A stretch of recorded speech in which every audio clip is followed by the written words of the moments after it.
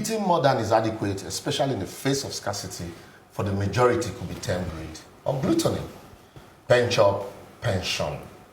I recently stumbled on a letter dated the 17th day of October 2019, purportedly written by former governor of Zamfara State, Honorable Abdul Aziz Yari, where he was complaining about non-payment of his retirement upkeep of 10 million naira monthly.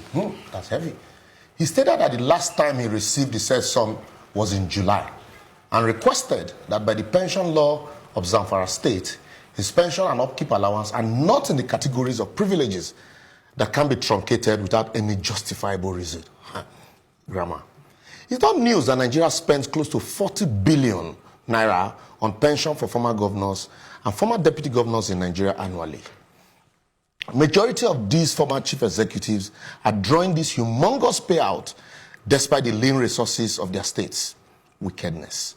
These allowances, which are similar in nature across the various states, ranges from vehicle renewal and maintenance, housing allowance and salaries, medical benefits for themselves and their families. According to the recent survey, over 36.3 billion was expended on servicing 47 former governors from 21 states of the Federation in pension payment and provisions of houses for staffs and motor vehicle replacement between 3 and 4 years.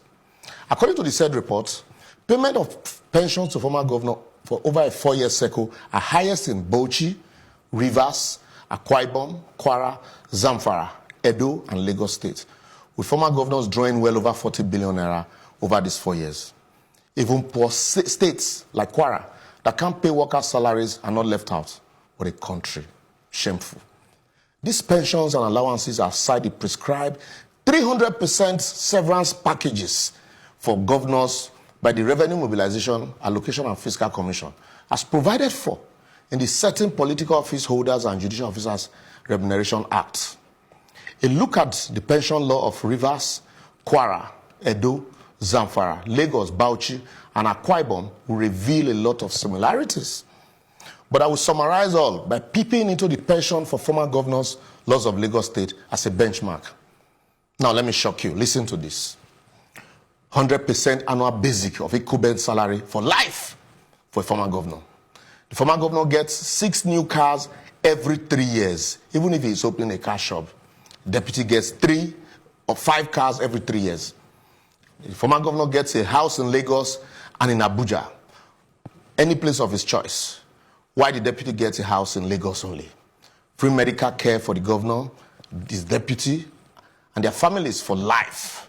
They are also entitled to cooks, steward, gardeners, and domestic staffs, all pensionable. Worst of all, 300% of annual basic salaries every 2 years as furniture allowance for the governor and his deputy. Also, 100% of annual basic salaries as house maintenance allowance. The house you build, you still maintain it for them. 2 DSS officials, 1 female officer, of course, for madam, and 8 policemen. No wonder there are none left to guard the rest of us. Deputy governor gets 1 DSS operatives, 2 policemen. And then, listen to this also. 25% of annual salaries for personal assistants. They must get personal assistants. 30% of annual basic salaries as car maintenance. So those 6 cars, you still maintain them for them, in spite of what they had taken while in office. 20% of annual basic salary also as utility allowance. No name. Pensionable drivers, no limit to the numbers. And finally, severance benefits, like 300%. Despite all these, some of these former governors still turn the Senate into a retirement home, while others are ministers, all drawing salaries in spite of these pensions. Unfortunately, the entitlements they enjoy are far more than what political office holders in developed and rich countries enjoy. More of why we will continually remain a developing country.